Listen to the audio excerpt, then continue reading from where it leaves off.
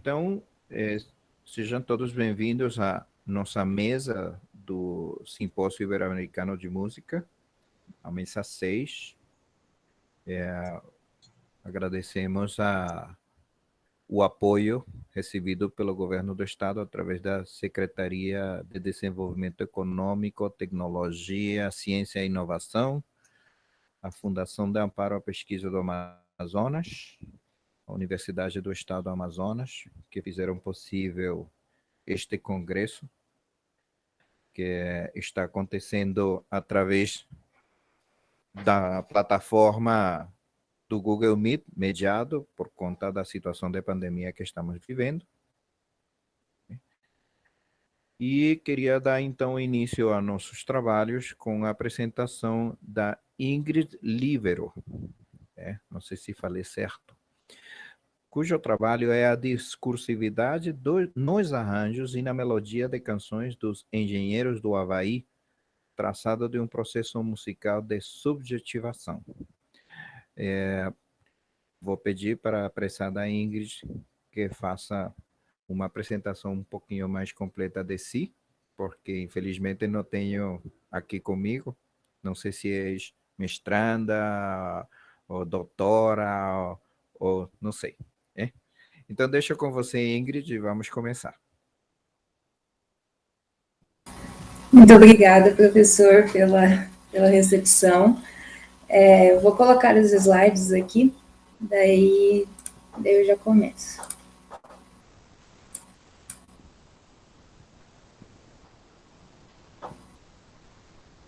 Só para confirmar, eu mantenho minha câmera ligada durante a apresentação. É isso, né? Sim, sem problema. Ok. Aí sabemos que é você mesmo. Então, primeiramente, bom dia. Eu sou a Ingrid, sou formada em Letras Português e Inglês pela Universidade Estadual de Maringá, no Paraná, e atualmente estou no programa de pós-graduação em Letras aqui também, sob orientação do professor Pedro Navarro, no mestrado, na área do mestrado. E foi muito importante esse meu trabalho ter sido aceito nesse evento, porque pela natureza dele, né, acaba sendo uma junção aí de discurso, letras com música. E foi uma empreitada, assim, bem complicada de se fazer, né, então foi muito importante para mim conseguir apresentar essa comunicação aqui. Ela é intitulada Discursividade nos Arranjos, na Melodia de Canções do Engenheiros do Havaí, e ela vem de como resultado de um projeto de iniciação científica que eu realizei com o professor Pedro, que deu sequência a outro projeto e depois também me ajudou muito na delimitação do meu objeto do mestrado, objeto de pesquisa do mestrado. E como costumamos muito falar aqui na área do discurso, né, trata-se de um traçado de um processo musical de subjetivação. Então, não é uma única leitura, não é a única leitura possível, muito menos a leitura correta, né? Então, vou começar aqui falando um pouquinho desse traçado, né, em discursivo musical que a gente desenvolveu.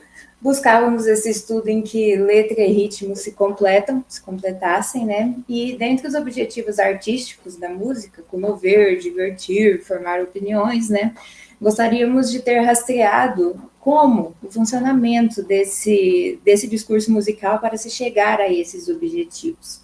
E o nosso respaldo teórico, então, foi os estudos discursivos conforme Michel Foucault, Foucaultianos, e com eles, né, tomamos esse discurso da música como um lugar de identificação de sujeitos, e também proferido por sujeitos em práticas discursivas únicas. Então, na teoria Foucaultiana, cada enunciado, cada ato de fala é tomado como único, mesmo que sejam as mesmas palavras, o contexto pode ser diferente, então cada enunciado é tratado como um acontecimento diferente. Em vista disso, investigamos essas condições de produção musicais, então, quais desdobramentos aconteceram ali após essa produção, quais condições tornaram possível essa produção musical. E, em vista dessas condições, desse estudo das condições, né, muita gente conseguiu rastrear essa questão identitária no discurso musical. que pode refletir o semblante de uma geração X, né? No nosso caso, nós elegemos o gênero musical rock para pesquisa, especificamente o rock dos anos 80, brasileiro, e justamente por esse movimento que ele faz com públicos e identidades que pode se tornar a cara de uma geração. Então, para falar um pouquinho do rock dos anos 80, essa sua coragem de verdade, uma vez que era um período de reabertura política, né, e em tantos outros âmbitos também da sociedade, muitos teóricos consideram esses anos 80 como uma era de reciclagem eclética. Então, muita coisa foi tentada, né, na música, vários estilos, cantores, formas de se expressar ali pela música.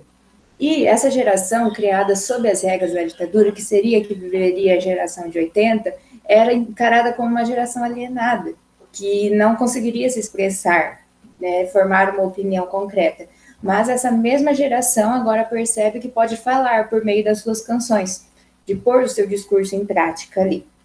Então, nessa fuga de reminiscências da censura, obviamente existia a dependência de certos agentes para o sucesso, dentre eles podemos citar gravadoras, a MTV, que depois veio com o recurso do videoclipe, muitos shows, casas de shows. Então, alcançar essas instituições significava um reconhecimento, uma qualidade que era atribuída para esses grupos que estavam ali nesse meio, né?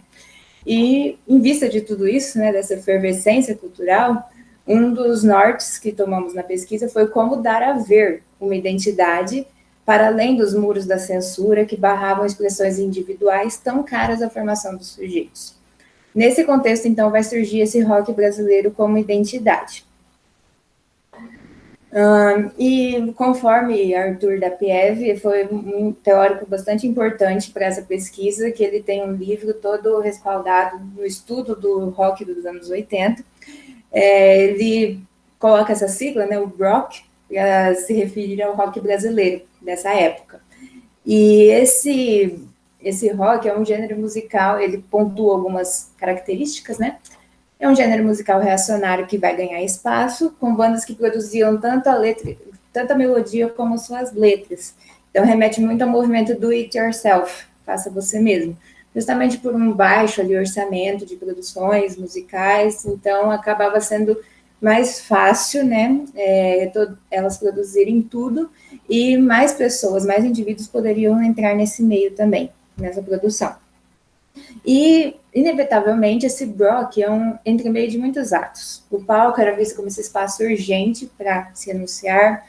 Tínhamos letras longas tocadas em 3 acordes, o que não significava uma perda de qualidade musical, uma vez que é mais no sentido de atender aquelas necessidades daquele público, naquele momento, né, que precisava dizer algumas coisas e talvez pela simplificação de acordes, daí poderia ser mais bem sucedido. Também inevitável falar de alguns agentes, como a Fluminense FM, que foi uma das rádios que mais difundiu o rock no âmbito nacional, e o Circo Voador como um espaço de apresentação que promoveu principalmente artistas fora do eixo Rio-São Paulo e Belo Horizonte, que eram consideradas as cidades do rock. Então, era bastante importante essa vazão desse produto cultural fora desse eixo. Então, conforme da Pieve, seu entusiasmo, e menos raro do que se pensa seu talento, dava a impressão de que algo estava acontecendo, e esse algo era esse movimento reacionário. Bom, ainda sobre a coragem da verdade do rock, que era encarado como essa voz popular, é literalmente esse movimento de megafone, né, de conseguir levar ao máximo de pessoas possível uma opinião, uma formação, uma identidade. Então, o rock explorou essas alternativas de comunicação, principalmente por seu aspecto coletivo. Esse aspecto coletivo ultrapassa muito esse só juntar-se fisicamente, né? Até hoje nos tempos de hoje não é possível. Então, envolve trocas de informações, clubes de fãs, uma comunicação online nos dias de hoje, a gente poderia considerar também. Então, todo esse aspecto coletivo faz parte dessa emergência desse gênero. E o falar francamente também caracterizava esse enunciador do rock, junto a um fator de resistência, de dizer umas verdades que os outros não queriam ouvir, considerando esse período de reabertura política, né? Então, é um acúmulo de manifestações, tanto no âmbito político, como no âmbito cultural, como no âmbito econômico também. E dentre os muitos enunciadores que podíamos ter selecionado, né, nós selecionamos os Engenheiros do Havaí, justamente por essa outra peculiaridade, que era a vazão de produtos culturais fora das cidades do rock, por eles serem de Porto Alegre. E pelas suas produções, vimos esses sujeitos que se inscrevem no processo discursivo. Então, é um ato discursivo como acontecimento, envolvendo muitos planos social e de resistência, principalmente para se dizer uma verdade pelo discurso musical. Então, só para passar rapidamente sobre a questão de subjetividade, conforme pautada em Foucault, que envolve também o discurso e o dispositivo, ele afirma que os discursos são dos fenômenos são singulares e são estranhos e não entram em nenhuma generalidade. Então, diferentes versões de uma mesma composição podem suscitar reações diferentes, dependendo do meio e dos mecanismos pelos quais ali se modulou as sequências sonoras. E cada sequência sonora se torna singular nesse caso. No trabalho, nós pegamos 4 composições do Engenheiros, mas cada uma dessas composições tinha gravações diferentes. Daí fizemos essa distinção entre gravações acústicas e gravações de estúdio, para fazer esse exercício aí comparativo. E nesse exercício, né, tomamos esse ato de acontecimento, não apenas o que se diz, não tratamos só disso. Tratamos do como, o porquê, o lugar e quem se diz ali.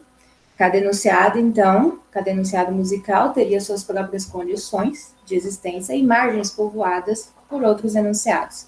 Essa grande rede que se forma a partir daí constitui o discurso, seja ele falado, seja ele cantado, seja ele musicado. E muitas vezes, alguns enunciados poderiam encontrar espaço mais em um contexto cantado do que em um contexto falado naquela época. Então, nessa rede, né, nesse entremeio de muita coisa que não dá para a gente aprender numa totalidade, o movimento analítico foi de buscar regularidades, um campo de regularidades. No rock, principalmente, existem essas diferentes posições de sujeito a serem ocupadas por diferentes indivíduos. Então, um mesmo indivíduo pode ser vários sujeitos na sociedade, enquanto que uma posição de sujeito apenas pode ser ocupada por muitos outros indivíduos.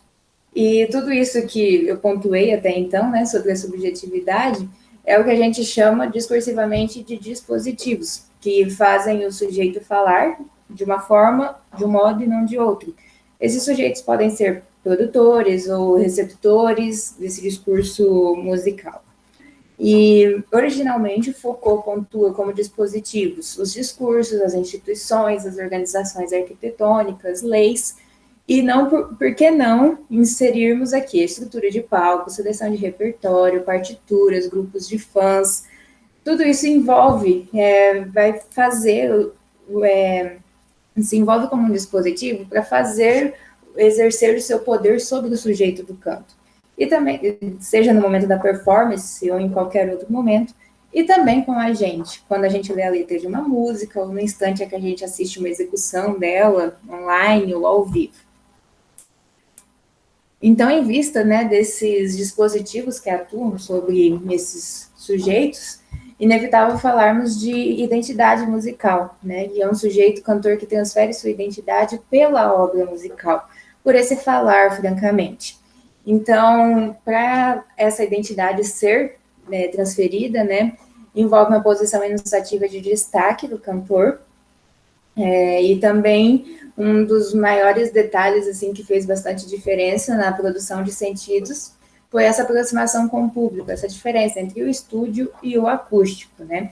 A gente tem uma maior aproximação espacial em estúdios, em shows acústicos, aquele ambiente um pouco mais intimista, diferentemente de uma gravação de estúdio, que tem uma distância tanto espacial quanto temporal. Então, uma mesma música pode ser reproduzida fora do estúdio depois que ela foi gravada. E isso vai gerar outros sentidos ali.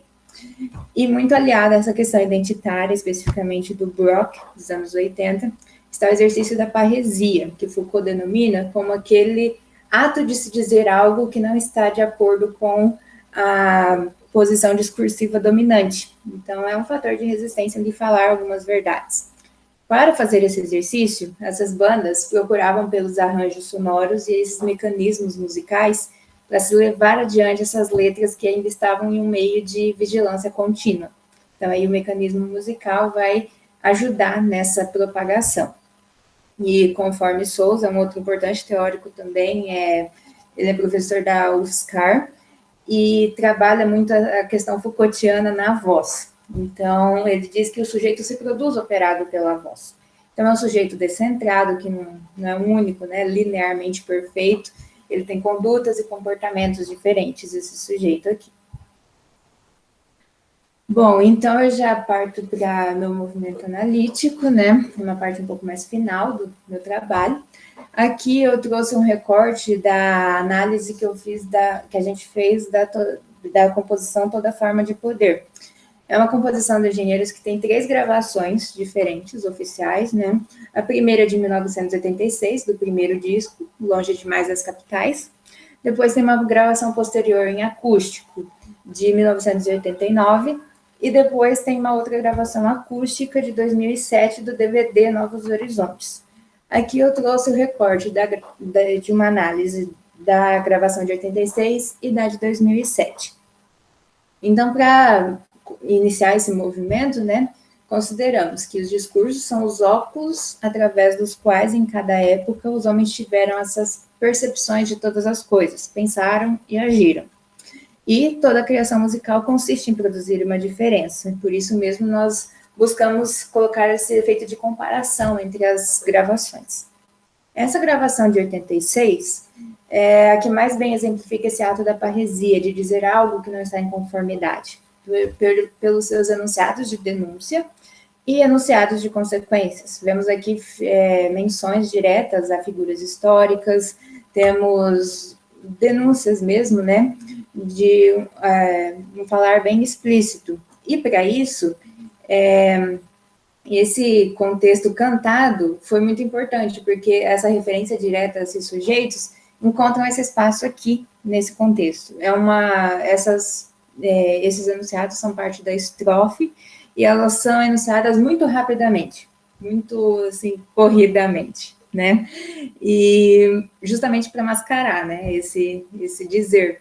E é interessante no final aqui desse contada, que a frase é: a história se repete, mas a força deixa a história mal contada. Musicalmente, tem uma repetição desse contada, mas só as 2 últimas sílabas. Então, musicalmente, tem esse efeito que corrobora a uma história contada pela metade que fica se repetindo. Depois tem esses enunciados de consequência, que também são mascarados aí por um enunciar bem rápido. Então, esses enunciados vão criar esse lugar vazio desses sujeitos que podem ser ocupados por vários outros, né? E é importante nessa composição também que essa consideração que o caminho familiar de uma composição musical induz a melhor percepção da obra. E como vocês podem ver, é uma cifra bastante simples, né? Ela se repete assim, esse aqui é o refrão, mas ela se repete assim nas estrofes também, então consegue levar a uma maior memorização, né?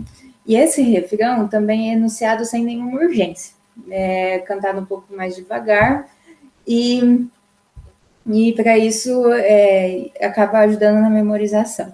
Nessa letra nós também temos esse descrédito das formas de governo, esse nós, jovens, versus eles, os governantes, e temos a manipulação também da linguagem no campo político, expressada no primeiro verso da música, que eu presto atenção no que eles dizem, mas eles não dizem nada.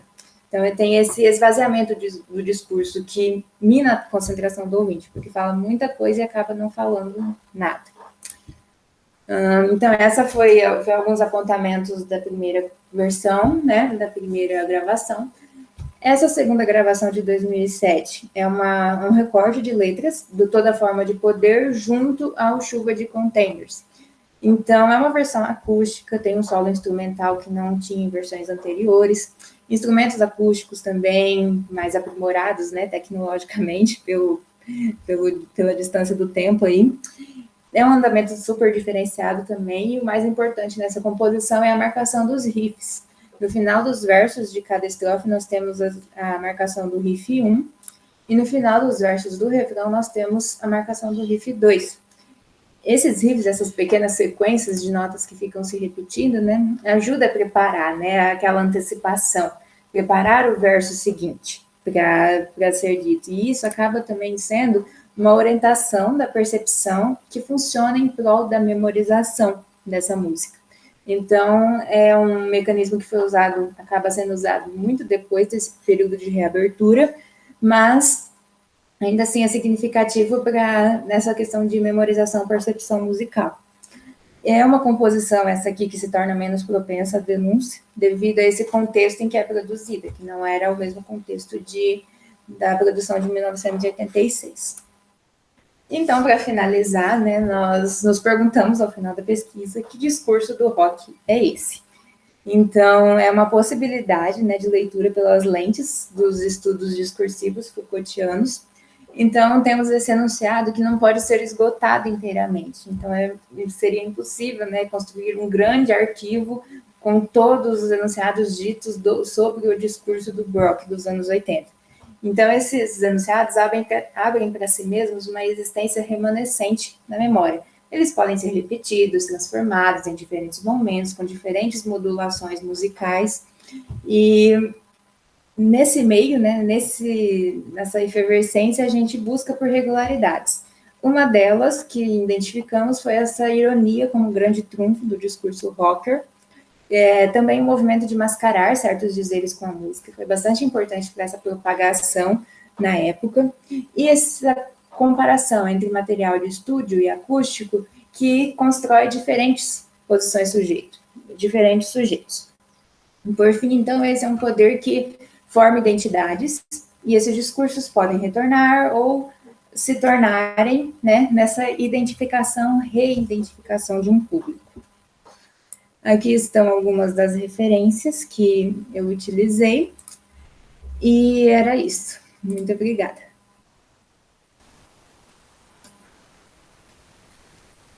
Muito obrigado, Ingrid. Acho a tua apresentação muito interessante, toca um monte de assuntos realmente que dariam lugar para uma mesa redonda, praticamente, né? Porque são assuntos todos de grande relevância entre a relação entre a música e o texto. Está me ouvindo melhor, Maria Beatriz? Desculpa, é que este microfone aí eu tenho que aproximar. Melhorou? Ok. Bom, estava dizendo, Ingrid, que primeiro te parabenizar pelo trabalho, extremamente interessante, muito legal. Eu estava dizendo que tocas tantos assuntos importantes que daria quase para nós fazermos uma mesa redonda.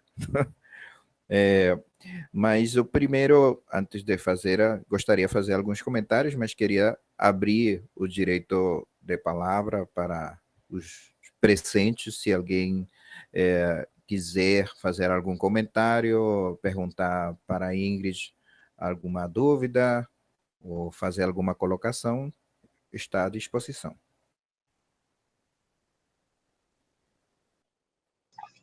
Eu queria fazer, não é uma pergunta, é só parabenizar mesmo a Ingrid pelo trabalho. Eu também estudei essa questão da década de 80, mais voltada para as artes visuais, que é a minha área de pesquisa, e eu percebo que houve um movimento muito diferente das artes visuais se a gente for comparar com a música, né?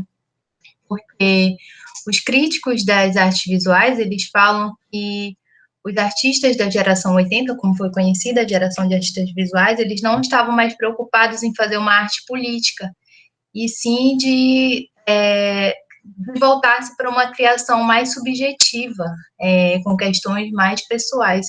Então, acho bem interessante observar esses movimentos díspares, né, entre artes visuais e música. E parabenizar pela pesquisa mesmo, não tenho nenhum questionamento, só fazer essa observação. Obrigada, Ingrid. Eu que agradeço. É muito importante, Karen. Aqui há um assunto que me chama muito a atenção, e para mim é um assunto que trabalho e pesquiso, né? Que é a questão da narratividade, né, propriamente, e a questão desse processo de criação de identidade e de comunicação, né? Então, claro, a música e o texto têm uma analogia fantástica, que se aproveita muito, como estão fazendo os grupos de rock que tu estás pesquisando, do mesmo jeito que se faz na ópera ou qualquer ligação entre música e texto. É que existe uma sequencialidade no processo estrutural que lhe confere um caráter narrativo, né? Aí, claro, acontece um, uma diferença que é quase substancial, que é na linguagem. A linguagem é portadora de conteúdos semânticos, né? E, portanto, ela produz um efeito que vou comentar também, que é muito interessante, né? Mas a música não... Às vezes meus alunos ficam um pouco espantados, né? Porque eu faço uma pergunta com muita má intenção, eu sou muito mal intencionado. Digo para eles, pergunto, o que é o que significa música para vocês? Então os alunos começam a falar, nossa, a música, a linguagem da alma, a música, nossa, é o mais próximo de, sei lá, ok, o povo viaja na maionese. Então depois eu corto a salsa e digo, mas queridos, a música não significa absolutamente nada. O quê? Então, começa o povo a se revoltar. Não, é que a música não significa nada. Porém, a música tem um poder enorme de assumir significados, né? E no caso do texto, quando se produz essa simbiose fantástica, a música se transforma num amplificador desses significados e do conteúdo dramático do texto, né? Isso tem umas raízes muito profundas, históricas até, né? Se nós vemos na tradição judeu-cristã, a questão dos salmos, verdade? Uma coisa é dizer os salmos, proclamá-los até, e outra coisa é proclamá-los com um tom de canto. Isso lhe confere mais projeção, isso lhe confere um poder de persuasão ainda maior, né? Uma solenidade. E sem falar do vínculo entre a poesia e a música já de longa data, não? Nem se sabe quando foi que realmente aconteceu. Quando falam dos cantos de Homero, a gente já pensa, não, peraí, isso era cantado mesmo. O que acontece é que a parte musical sumiu, desapareceu, nós não temos como dizer, mas se suspeita altamente que tudo isso era cantado mesmo, né? Então, existe primeiro essa condição de narratividade, não? Que funciona muito bem. Aqui também há um processo que é bem interessante, que é a questão de que esses significados contidos no texto, verdade? Como o autor da música consegue interpretá-los e representá-los na estrutura musical, né? No caso, por exemplo, obviamente que um discurso vamos dizer, reacionário, né? Como esse que propõe o grupo que pesquisaste, verdade? Talvez tenha mais efetividade fazê-lo num estilo de rock, né? Que se o mesmo texto fosse, por dizer uma coisa bizarra, cantado em forma de canto gregoriano. Então, aí obviamente não há, é difícil realmente fazer uma combinação desse poder dramático do que está sendo dito com a estrutura musical ou estilo apresentado, não? Nesse caso, me parece que o rock como estilo, verdade, nossa, oferece uma ferramenta, uma possibilidade fantástica para amplificar esse poder de persuasão, esse sentido dramático do que está sendo dito nesse discurso, né? Outro assunto que tocas também, que é muito importante, que é a questão das relações de poder, inclusive que cita Sofocles e tudo mais, né? esse é um assunto também nossa, dá muita discussão, né? Porque a questão da persuasão é a questão da influência, né? Entre o discursante e o ouvinte, verdade? Ou o espectador, passa por várias etapas e vários processos. Um assunto que tocaste muito interessante e que mencionam vários autores é a questão do poder da enunciação, né? O poder da enunciação tem a ver com quem diz o que está dizendo, né?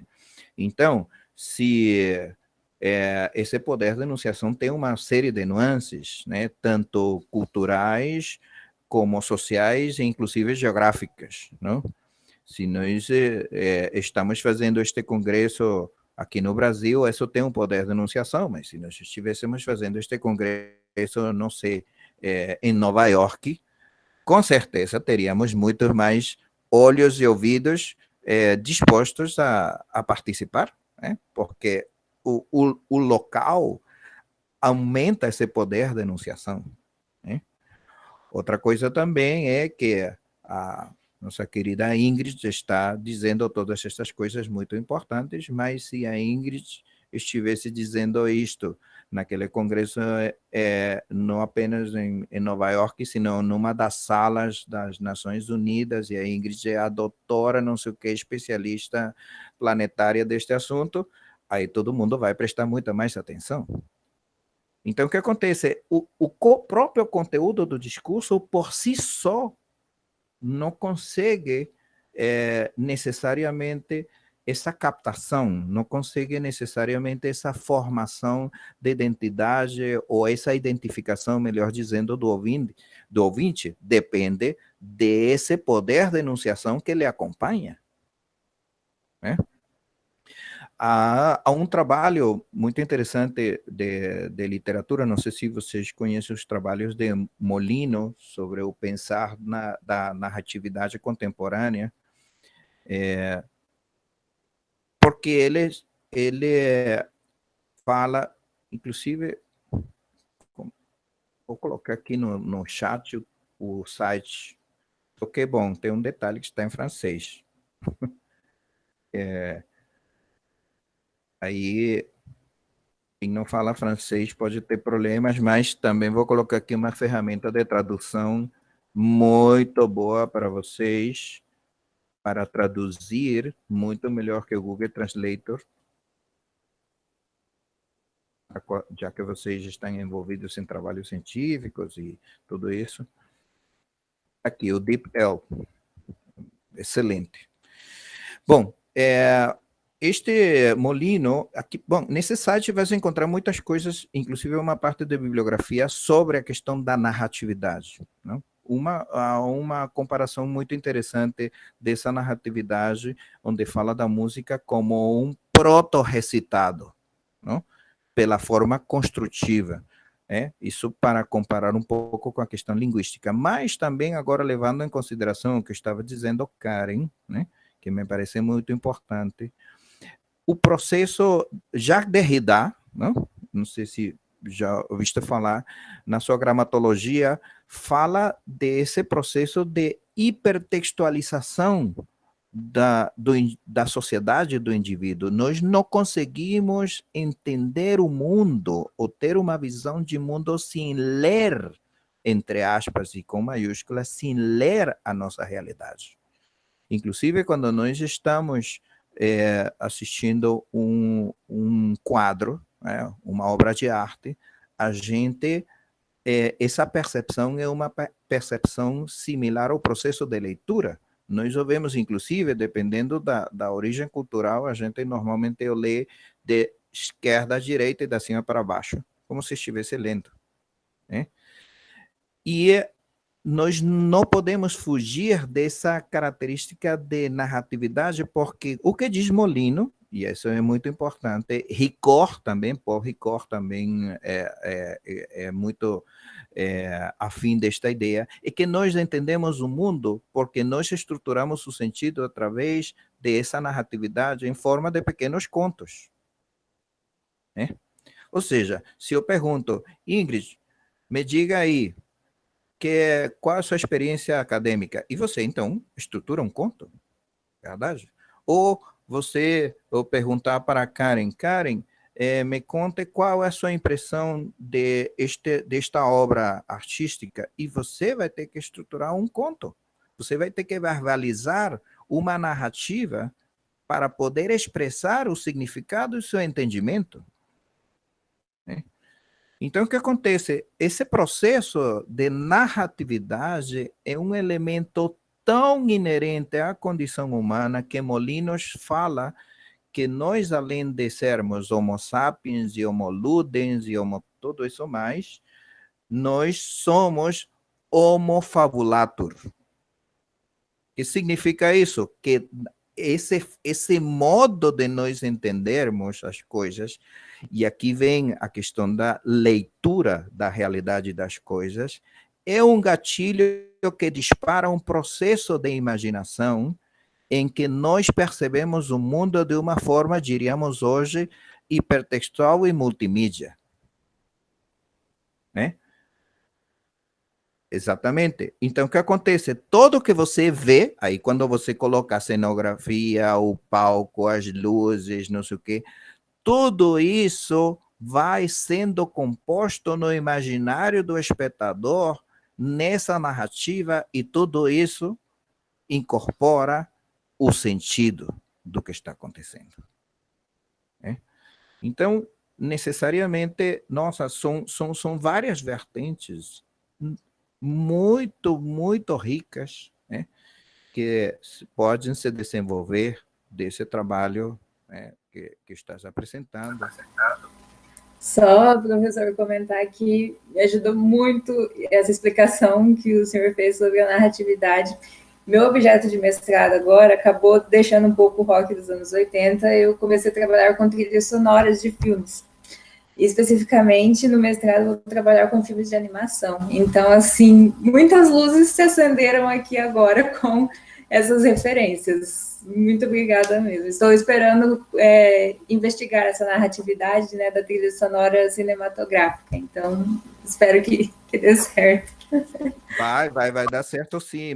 Hoje há um casamento, sempre houve esse casamento da música com os filmes, mas há um casamento muito interessante também, que a música contemporânea, moderna, né, que o povo normalmente tenha alguma dificuldade para assimilar, encontrou um nicho fantástico nos filmes de terror e de suspense.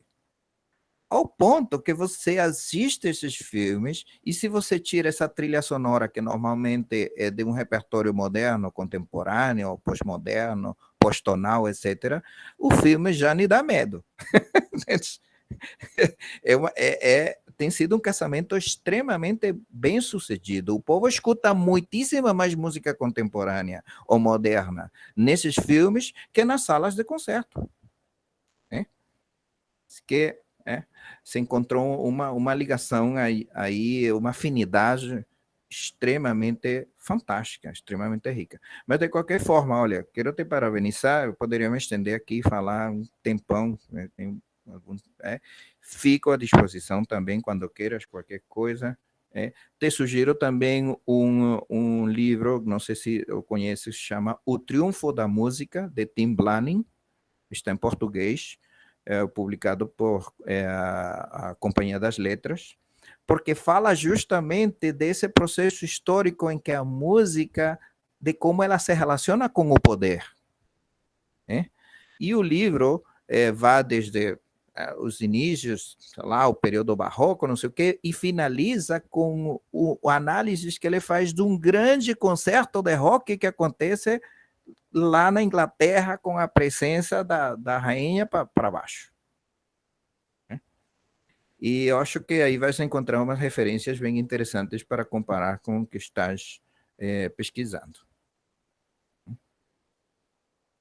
Então, pronto. Já falei bastante, acho que é demais, mas deixo a palavra para vocês. Quem desejar algum comentário a mais?